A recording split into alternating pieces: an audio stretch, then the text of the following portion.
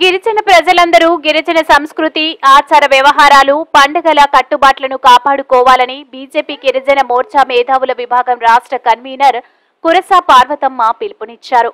BJP గిరిజన మోర్చా రాష్ట్ర అధ్యక్షులు కురసా ఉమామహేశ్వరరావు వనవాసి కళ్యాణ ఆశ్రమ ఆధ్వర్యంలో అరకువేలిలో తూర్పు కనుమల్లో గిరిజన సాంస్కృతిక యాత్ర కార్యక్రమం నిర్వహించారు.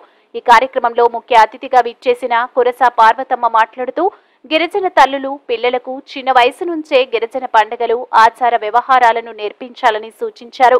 మర్చిపోతున్న గిరిజన సాంప్రదాయాలను మళ్లీ ఒకసారి ప్రజలకు గుర్తు చేసేందుకు వనవాసి కళ్యాణ ఆశ్రమం, విజయనగరం గిరిజన విశ్వవిద్యాలయం సంయుక్తంగా తూర్పు కనుమల గిరిజన సంస్కృతి పరిరక్షణ యాత్ర నిర్వహించడం అభినందనీయమన్నారు. ఈ కార్యక్రమంలో బీజేపీ గిరిజన మోర్చా ఉత్తరాంధ్ర జోనల్ ఇన్ఛార్జ్ లాకే భాస్కర్, మోర్చా రాష్ట్ర సోషల్ మీడియా ఇన్ఛార్జ్ బీజేపీ నాయకులు హేమానాయక్, జిల్లా అధ్యక్షులు పాంగి రాజారావు, అరకువేలి అసెంబ్లీ కన్వీనర్ బీసాయి ధర్మరాజు, బీసాయి మూర్తి, అరకువేలి మండల నాయకులు, కార్యకర్తలు తదితరులు పాల్గొన్నారు. మన యొక్క గిరిజన సాంప్రదాయాలు, సంస్కృతి మరి అట్టడుగుపోతున్నాయి. మనం చూసుకున్నట్లయితే ఈరోజు మన ఇంటికి మనం చేసుకునే మన గిరిజన సాంప్రదాయాలు, పండుగలు అయితేనేమి, అలాగే వంటకాలు అయితేనేమి, మనం చేసే పని విధానాలు అయితేనేమి, అన్ని రకాలుగా కూడా మరి కొత్త పద్ధతులు, కొత్త మనుషులు మన మధ్యలో వస్తున్నారు.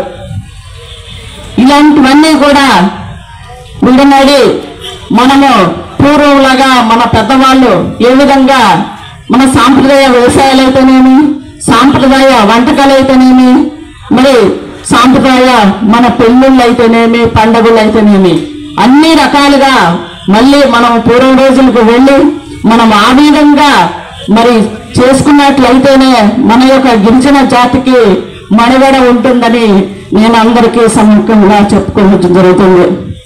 ఎందుకనగా ఈరోజు మనం గిరిజనులను చెప్పుకోవడానికి కేవలం మన యొక్క సంస్కృతి సాంప్రదాయాలు మాత్రమే, అలాగే మన కట్టు బొట్టు, మనం చేసే పని విధానం, మన తినే ఆహారం, మనం చేసే వ్యవసాయ వృత్తులు, ప్రతి ఒక్కటి కూడా ఏది కూడా మనం మర్చిపోకుండా, మనమే కాకుండా మనతో అంతం కాకుండా మన యొక్క బిడ్డలకి కూడా మరి చిన్నప్పటి నుంచే మన యొక్క సంస్కృతి సాంప్రదాయాలన్నీ కూడా వాళ్ళకి నేర్పించి తెలియజేసి మరి మన అడుగుజాడల్లోనే వాళ్ళకి మన గిరిజన బిడ్డలుగా మనం ఏ విధంగా మరి గతంలో బ్రతికే వాళ్ళమో మనం అందరికీ తెలుసు.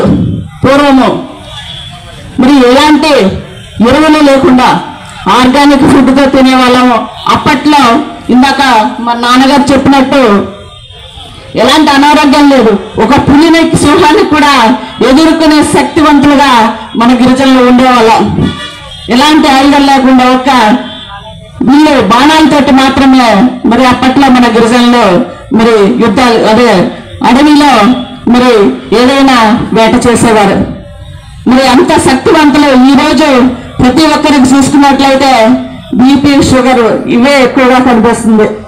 ఇవన్నీ చేసినట్లయితే మరి మనం అందరూ కూడా మన పూర్వ పద్ధతుల్లో దుంపలు, ఆకులు, పళ్ళు, కాయలు గతంలో ఎలాగైతే అడవి నుంచి మనం సేకరించుకుని తినేవాళ్ళం, అలాగే ఎలాగా మనము ఎరువులు లేకుండా పండించుకునే వాళ్ళము, ఆ పద్ధతిలో వెళ్ళినట్లయితే మన ఆరోగ్యాలు కూడా బాగుంటది. అలాగే మరి గతంలో మనకు ఈ వైద్య సదుపాయాలు తక్కువ, డాక్టర్లు కానీ మెడిసిన్స్ కానీ. అప్పట్లో మన వాళ్ళే గురువులు మరి ఆయుర్వేదిక మూలికలు, దాంతో చిన్న కాలు విరిగినా, చెయ్యి విరిగినా, లేకపోతే ఎలాంటి అనారోగ్యంగా ఉన్నా సరే, అలాగే ఇంకా చెప్పాలంటే డెలివరీ కేసుల్లో కూడా మన వాళ్ళు మంత్ర స్వామి రూపంలో మన తల్లులే మనకు డెలివరీ చేసే పరిస్థితి. ఎందుకంటే అప్పుడు మహిళలు కూడా డెలివరీ టైంలో అంత ఆరోగ్యంగా ఉండేవాళ్ళు. ఎందుకంటే అప్పుడు తినే ఫుడ్ కానీ, అప్పుడు చేసే పనులు కానీ అంత మంచిగా ఉండేది కాబట్టి కష్టపడి పనిచేసేవారు. డెలివరీ అయ్యే రోజు వరకు కూడా కష్టపడేవాళ్ళు. ఇప్పుడు చూస్తుంటే హాస్పిటల్కి వెళ్తే అక్కడ వెంటనే సిజరీన్ చేయడం, ఇలాంటివి చేయడం, వెంటనే కడుపు కోసి బిడ్డ తీయడం, నెలల నిండా పైన చేస్తున్న పరిస్థితి.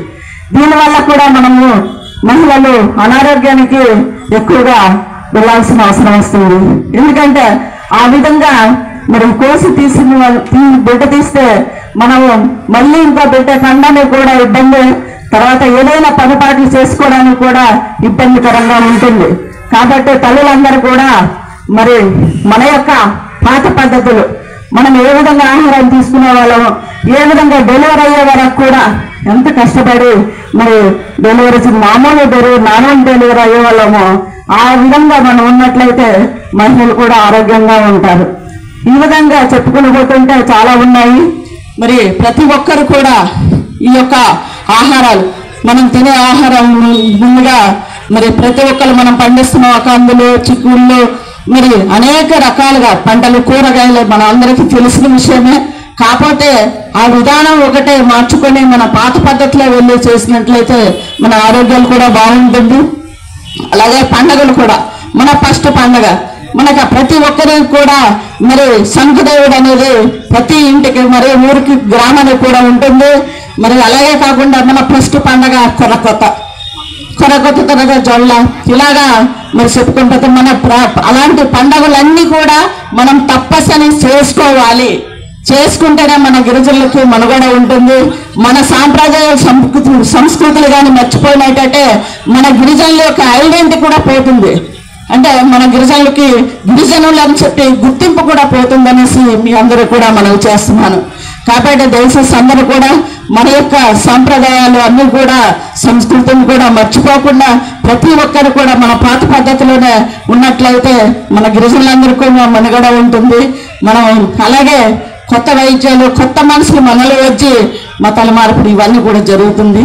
కాబట్టి మనమందరూ కూడా జాగ్రత్తగా ఉండి మన బిడ్డలందరికీ కూడా మన పాత పద్ధతులను నేర్పించి మన ఆరోగ్యాలు జాగ్రత్తగా ఉండాలి. అలాగే మన హిందుత్వాన్ని కూడా మర్చిపోకుండా మన హిందూ జాతిని మరి నిలబెట్టుకొని మనం హిందువులని గర్వంగా చెప్పుకొని మన సాంప్రదాయ సంస్కృతి అంతా కూడా కాపాడుకో